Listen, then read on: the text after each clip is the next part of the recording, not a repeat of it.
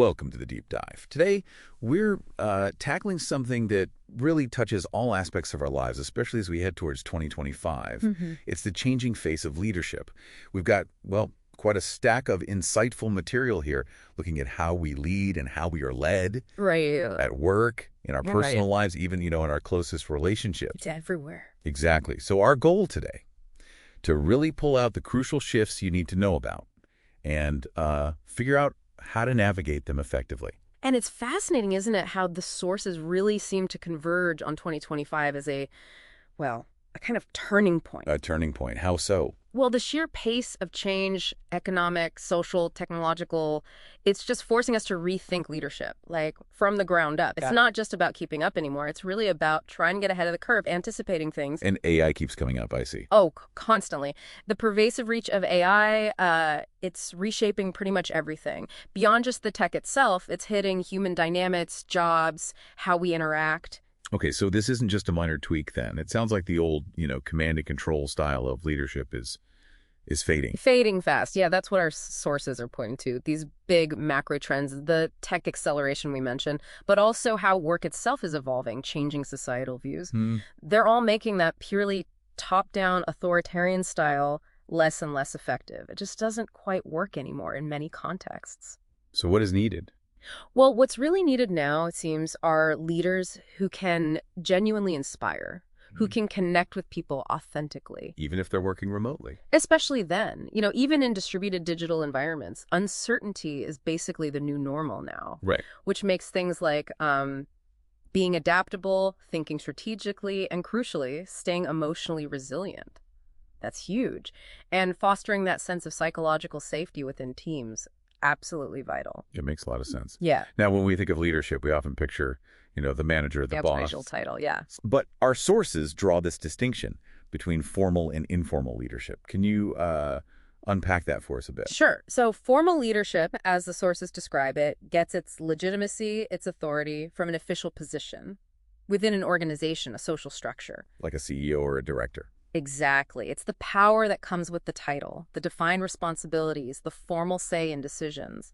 Our sources even link this to Elliot Jacques' idea, his concept of the manifest role. The manifest role. Yeah, the explicit official role someone holds, like you said, the CEO, a school principal, clear lines of authority. Right, okay.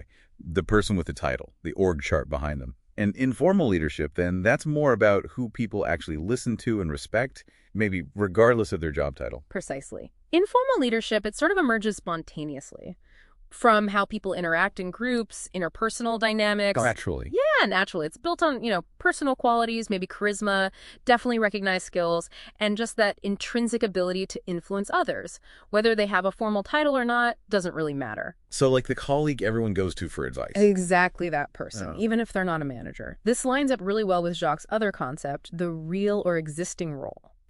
That's where the genuine, authentic leadership actually manifests, where the real influence lies. Okay, here's where it gets really interesting for me.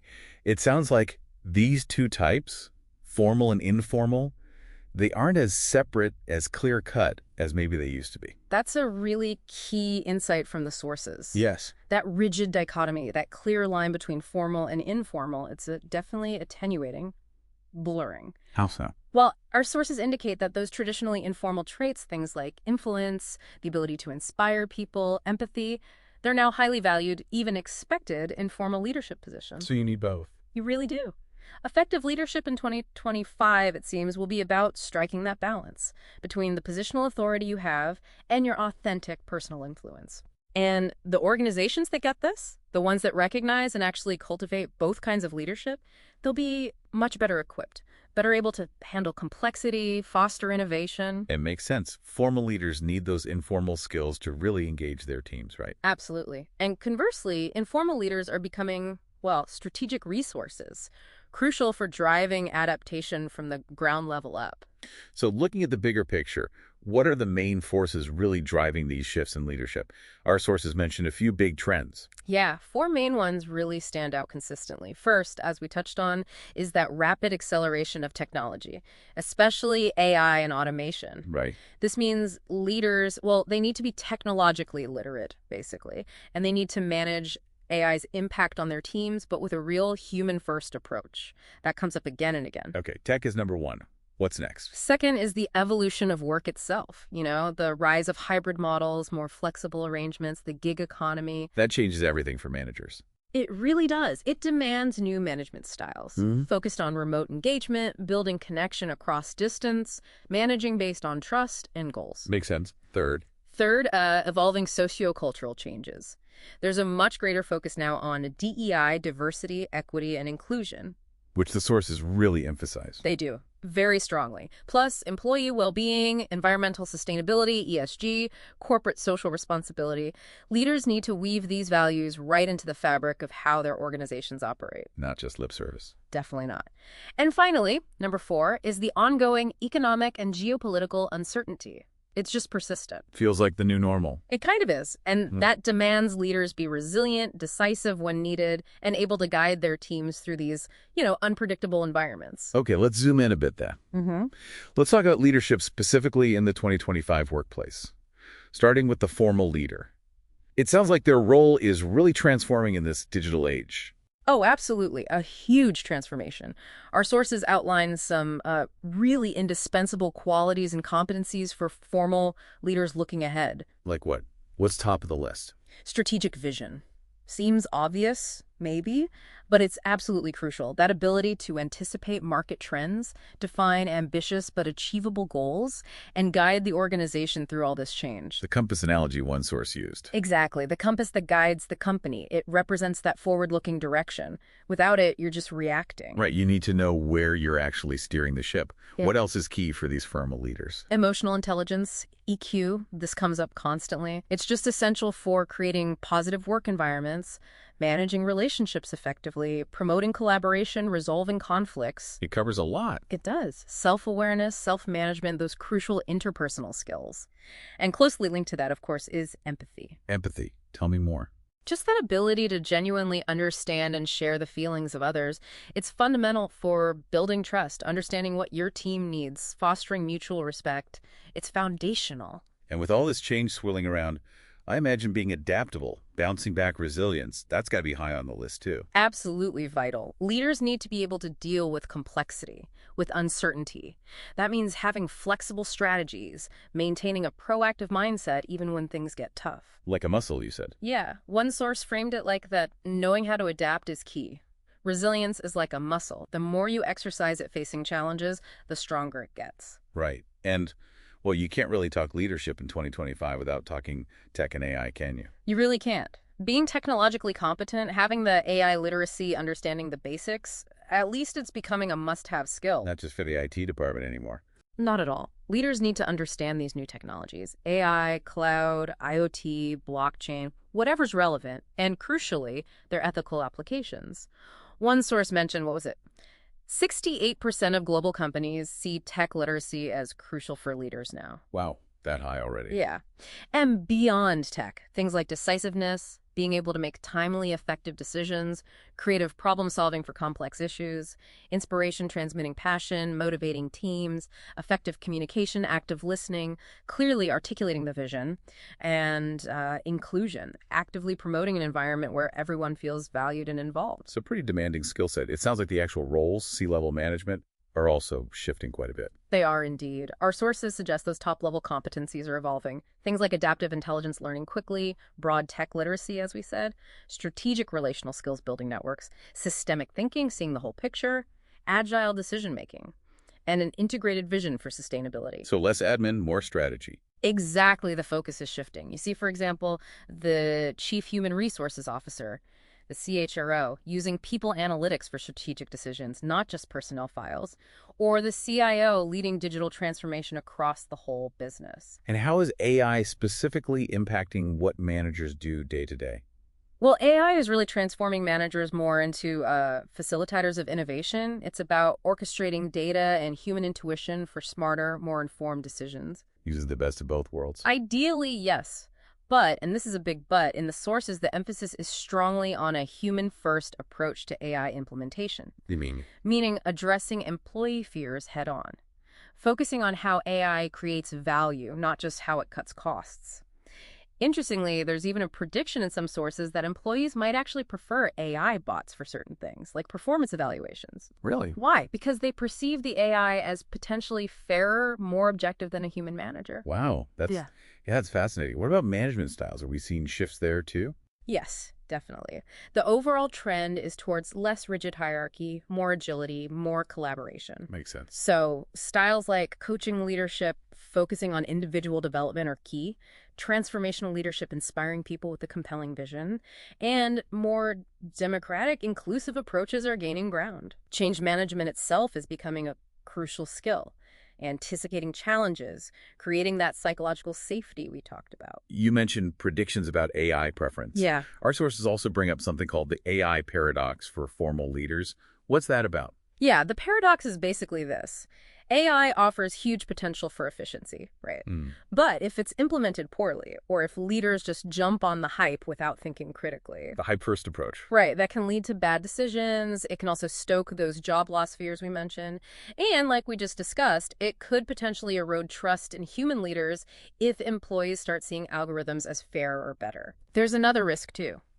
Over-reliance on AI might obscure the real individual skills people have. And it could limit on the job learning opportunities, especially for younger talent. So what's the solution? Leaders need to become really savvy AI integration strategists, balancing the tech benefits with that crucial human-first lens. And that requires both tech literacy and high emotional intelligence. They go hand in hand here. Okay. And it sounds like sustainability ESG is becoming much more central for formal leaders too, not just a side project. Absolutely. It's moved firmly from the nice-to-have column to being a strategic imperative. What's driving that shift? Pressure from all sides, really. Yeah. Stakeholders, investors, customers, employees. Yeah. But also market opportunities. We're seeing the rise of roles like the Chief Sustainability Officer. So leaders need to be authentic about it. Critically so. They need to embrace sustainability genuinely, strategically, integrate it into core business decisions. Otherwise, they risk reputational damage, loss of competitiveness, especially among younger generations who care deeply about these issues. It's not just compliance anymore. No, effective ESG leadership, according to our sources, actually quantifies the economic impact. It turns compliance into a driver for innovation. Okay, so looking ahead, what are some of the biggest hurdles, the key challenges that formal leaders are likely facing as we move towards 2025? Well, keeping talented people is a huge one. Some sources even frame it as a leadership crisis, not a crisis of employees, pointing to low global engagement figures. Ouch. So what's the fix? Leaders need to build environments that are performance-oriented, yes, but also foster individual and collective responsibility. And importantly, cut down on that demotivating bureaucracy. Make it easier for people to do good work. Makes sense. What else? Dealing with that rapid pace of change, managing reskilling and upskilling, the stats are pretty stark. Like 39% of current skills are expected to change significantly in the next 5 years. Leaders have to guide that transition. Then there's cybersecurity. The projected costs are astronomical, like $10.5 trillion annually by 2025. It absolutely has to be a strategic priority for the top leadership, not just handed off to IT. Right. Sustainability, as we discussed, requires real commitment, tangible investments, not just PR moves. And finally, employee well-being. Mental health is central to productivity now, and addressing workplace loneliness that's emerging as a real business risk. Empathetic leadership is crucial there. Okay, that's a lot for formal leaders to navigate. Yeah. Let's switch gears now and talk about the informal leader, the silent engine of influence and innovation, as our sources put it. Who are these people, really? Yeah, it's a great phrase. Our sources paint a pretty clear picture. Informal leaders are often the ones who show genuine empathy. They're great active listeners, good problem solvers, often quite innovation-oriented. The go-to people. Exactly. They're recognized by their peers as reference points, reliable guides, even though they lack that formal authority. Yeah. They might have a certain charisma, self-confidence, often built on professionalism, gained through seeking out growth themselves. So their influence isn't about hierarchy. It's about trust, respect. Precisely. Their influence is built on mutual trust and respect, earned over time by consistently adding tangible value, maybe making strategic contributions at just the right moments, having that proactive, constructive attitude, especially during change or difficulty. What kind of vital functions do these informal leaders play, particularly as we look ahead to 2025? Oh, they play several crucial roles. They're huge for motivation and creating a positive climate. They significantly impact intrinsic motivation, which links directly to performance. How do they do that? They often act as culture promoters, facilitating positive social interactions, encouraging open communication, collaboration across teams. Their empathy helps foster that positive, stimulating environment, which in turn boosts productivity. And team cohesion. Yes, they contribute significantly to team morale, encouraging supportive behaviors. They can even catalyze a kind of coaching culture where team members empower each other, going beyond the formal hierarchy. It sounds like they're also really important when it comes to new ideas and adapting to change. Absolutely. They often demonstrate enthusiasm, a constructive approach towards change. They focus on the opportunities, even amidst challenges. They lead by example, showing flexibility, adaptability, thinking outside the box, qualities that are increasingly valued for driving innovation. And on supporting growth. Yeah, they play a key role there too, supporting colleagues' personal and professional growth, offering constructive feedback, sharing knowledge, creating informal learning opportunities. Plus, their skills in problem solving and negotiation are a really valuable team resource. Now, with more people working remotely or in hybrid setups, does that make these informal leaders even more critical? Definitely. The sources strongly suggest that the rise of hybrid remote work, combined with flatter organizational structures, really amplifies the importance of informal leaders. How so? They become the social glue, you could say, the cultural sensors. They help maintain team cohesion when people aren't physically together as much. They facilitate communication, organically spread the company culture. Their ability to boost intrinsic motivation, cultivate that sense of belonging, it becomes crucial when physical contact decreases. So organizations really need to pay attention to these individuals. They can't just focus on the formal structure. Absolutely not. Our sources emphasize that companies that actively identify, cultivate, and, importantly, legitimize informal leaders gain a real advantage. More agility, resilience, innovation capacity. And if they ignore them? Well, they risk disengagement, talent loss. People might feel undervalued. So providing resources, recognition, even if it's not a formal promotion, is key. And can they help with managing change, like AI adoption? They're perfectly positioned for it. Because they're trusted, they're empathetic, they can mediate employee anxiety and resistance to AI or other big changes. They can translate formal directives into terms people understand, offer emotional support, facilitate adoption through personal example. So formal leaders should partner with them. Definitely. Involve them early in decision-making. Leverage their positive influence for smoother transformations. It's a strategic partnership. Our sources also touch on how formal and informal leadership can work together, using Elliott Jacques' theory of roles again. Can you explain that connection a bit more? Sure. Jacques' theory provides a useful framework. Formal leadership, remember, aligns with his manifest role, the official designated position. Right. Informal leadership aligns more with the real role, the actual influence someone exerts, regardless of title. Okay. Now, Jacques noted it's complex. Formal relations are rarely fully defined, and perceptions of leadership vary. But a key task for any formal leader, he argued, is to transform their imposed manifest leadership into a recognized real leadership, to earn that authentic influence. So bringing the two closer together. Exactly. And in 2025, the ability of formal leaders to recognize, value, and collaborate effectively with informal leaders will be increasingly critical. For agility, resilience, innovation, a positive climate, it's about recognizing the complementary nature of different sources of influence. Okay, that covers the workplace dynamics really well. Now let's shift our focus. Let's move from the workplace to our personal lives. Our sources explore this fascinating idea of self-leadership. What does it actually mean to apply leadership principles to yourself? Self-leadership, as our sources frame it, is essentially about directing your own life, guiding your own growth with the same kind of intention, the same strategy that a leader might use for a team or an organization. Interesting. So taking principles from both formal and informal leadership. Exactly. Applying them inwardly to your own development and realization. So how do you apply that formal leadership aspect to yourself? What would that look like? Well, it involves things like self-discipline, setting clear personal goals for yourself. It's also about constant self-assessment, understanding your starting point, identifying areas for improvement, setting concrete goals, examining your skills. Like a personal SWOT analysis. Sort of, yeah. It's a structured act of self-leadership, organizing your personal growth plan, as one source puts it. It also means making deliberate, strategic decisions for your own future, mirroring that decisiveness we see in effective formal leaders. And having a personal vision. Yes, developing a personal strategic vision, Yep. something to guide your ambitions, your choices, your daily actions, like a company's vision, but for you. Okay, that's the formal side.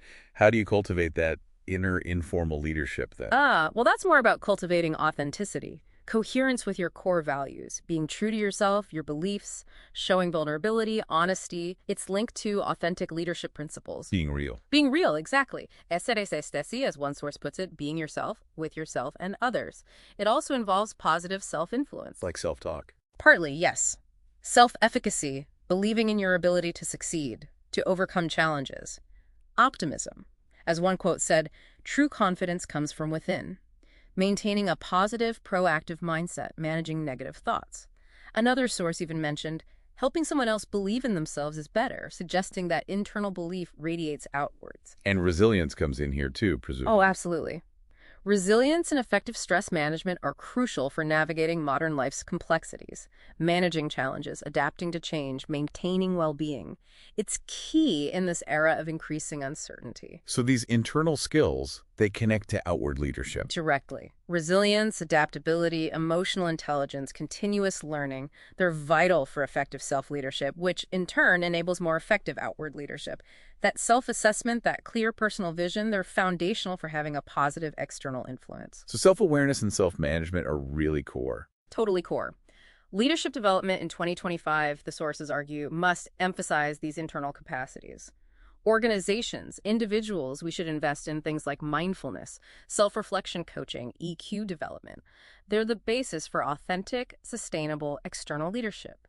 Being an example starts with being a coherent example to yourself. It sounds a bit like servant leadership principles, applied inward first. That's a great parallel, yes. Focusing on your own well-being, physical, mental, emotional, is essential if you want to sustainably serve or lead others. Proactive stress management, optimism, healthy personal boundaries, these are self-care aspects that enable long-term effectiveness.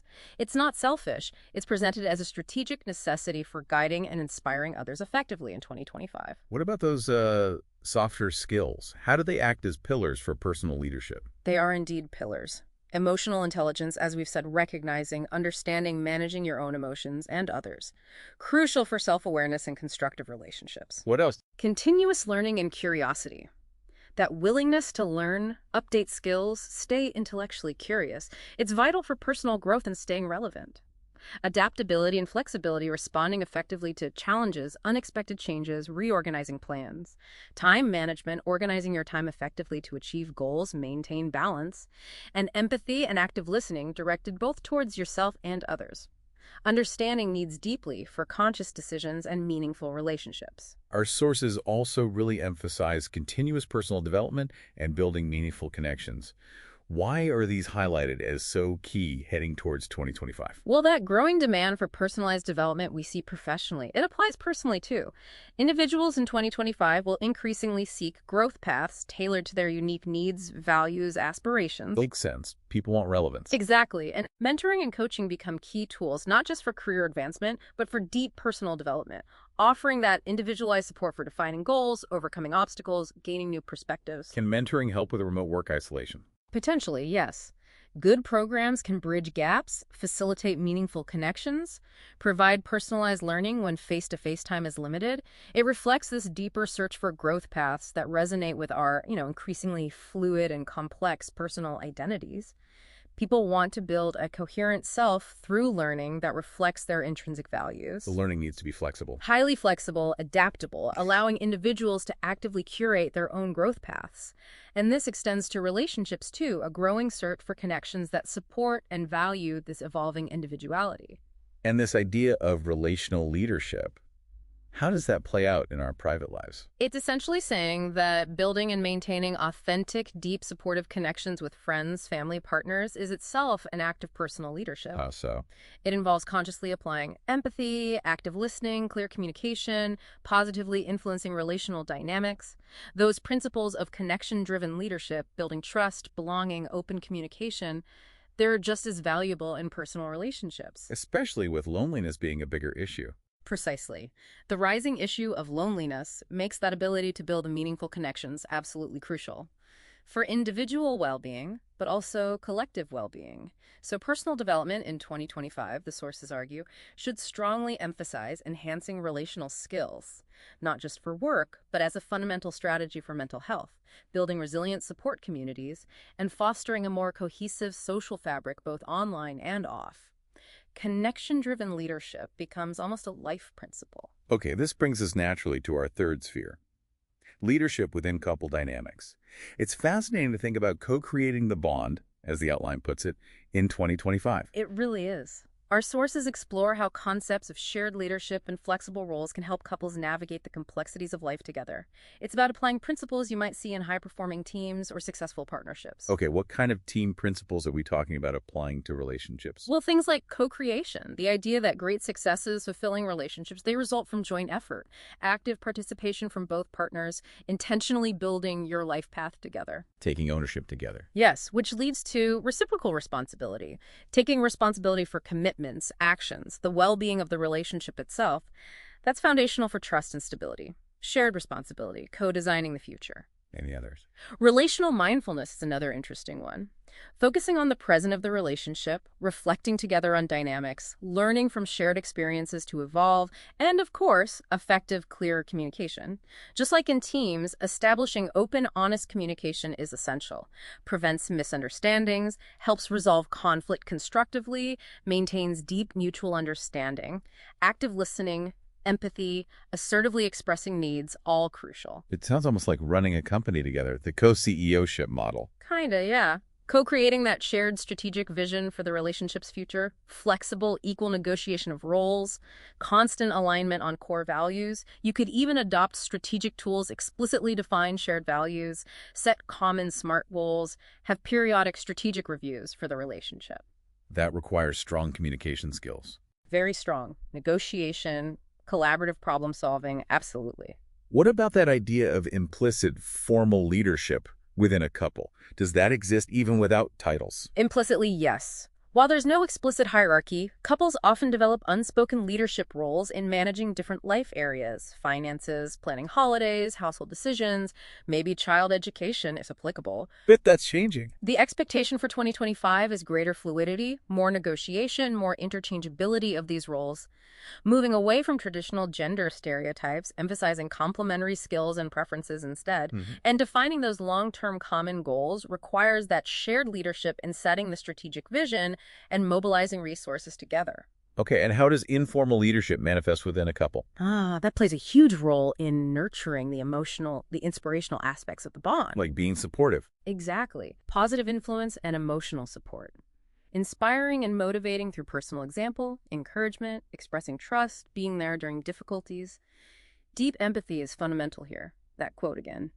Helping someone else believe in themselves is better. Leading by example within the relationship. Yes, consistently living according to the values you both desire: honesty, respect, commitment, growth. Taking care of others in this context means actively supporting each other's personal and professional growth, creating that environment of encouragement. So you influence each other's growth. Absolutely. Reciprocal influence acts as a catalyst for growth. In a world demanding continuous learning, that mutual influence fosters individual growth and keeps the bond dynamic. Partners can effectively coach each other, stimulate growth, build resilience together. Mutual inspiration, active support seen as really enriching the relationship. But it has to be constructive. Has to be. Constructive, respectful influence is highlighted as a hallmark of resilient couples in 2025. Requires a relational culture based on open, empathetic feedback and unconditional support for personal growth.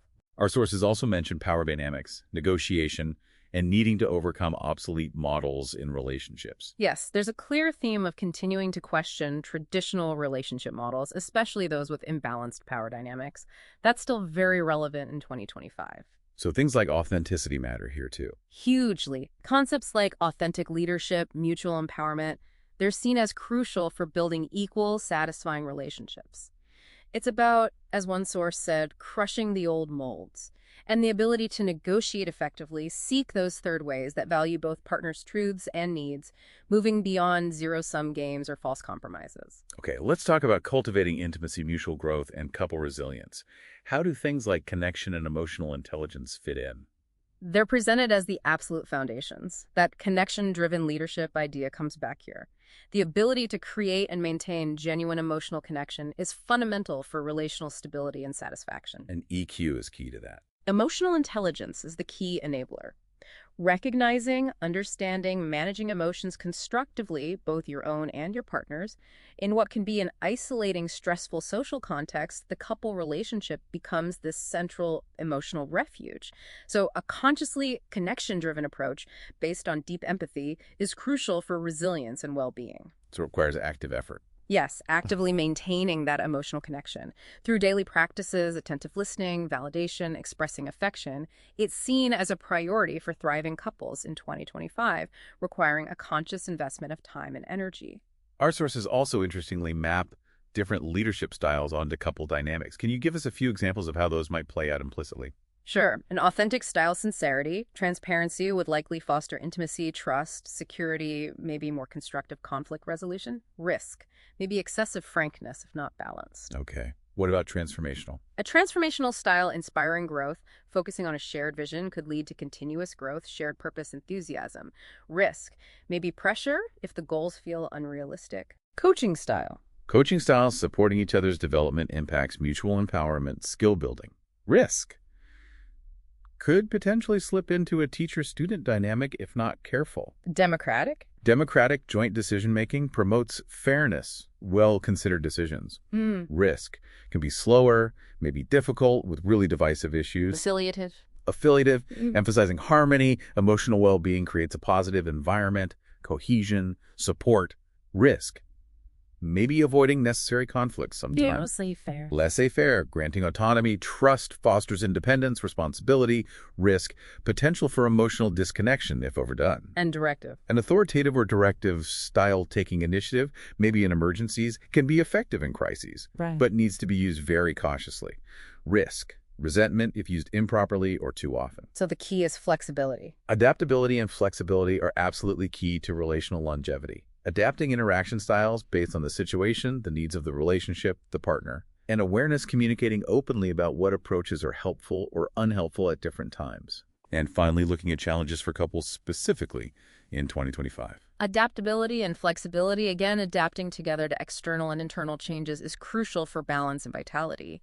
Having that shared vision, that common compass of core values and long-term goals helps navigate uncertainty and make aligned decisions. And mutual support, being that constant source of emotional and practical support, strengthens couple resilience immensely. Wow. This has been a really insightful deep dive, covering so much ground on how leadership is evolving as we approach 2025. Across work, our personal lives, our relationships, it's clear the lines are blurring. They really are. And so many of the same core skills seem valuable everywhere. Absolutely. That's what's really striking, isn't it? How those fundamental qualities, empathy, communication, resilience, strategic thinking, inspiration, are so transferable. They're valuable professionally, but just as valuable for personal growth and healthy relationships. And leading yourself seems foundational. It really does. Leading yourself effectively seems to lay the groundwork for positively influencing others. And being authentic, aligning with your values, that's paramount in every single context we've discussed. So wrapping things up, what are some final takeaways, recommendations for our listeners as they think about cultivating their own, holistic, effective, adaptive leadership skills? Okay, well, for individuals, I'd say continuously develop those soft skills, EQ, communication, empathy. Maintain tech literacy, especially around AI. Cultivate resilience and that continuous learning mindset. Practice self-assessment, seek feedback. And for organizations? For organizations, recognize and synergistically develop both formal and informal leadership. Create cultures that promote psychological safety, continuous learning, authentic inclusion, employee well-being. And adopt that human-first approach to AI integration. And for couples? For couples, actively cultivate open, honest, respectful communication. Clarify shared responsibilities, practice deep mutual empathy, co-create a dynamic vision for the relationship, and adapt those interaction styles, provide that crucial mutual support.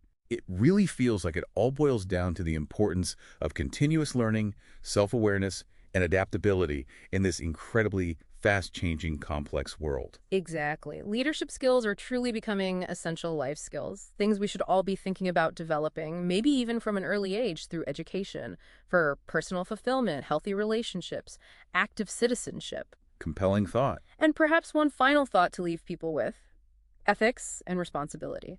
With the increasing power of AI, the need for transparency, the urgency of sustainability, the demand for social responsibility, ethics aren't optional. They're the cornerstone of future leadership at all levels, requiring a strong moral compass and a real commitment to the impact of our actions. A powerful place to end. Thank you.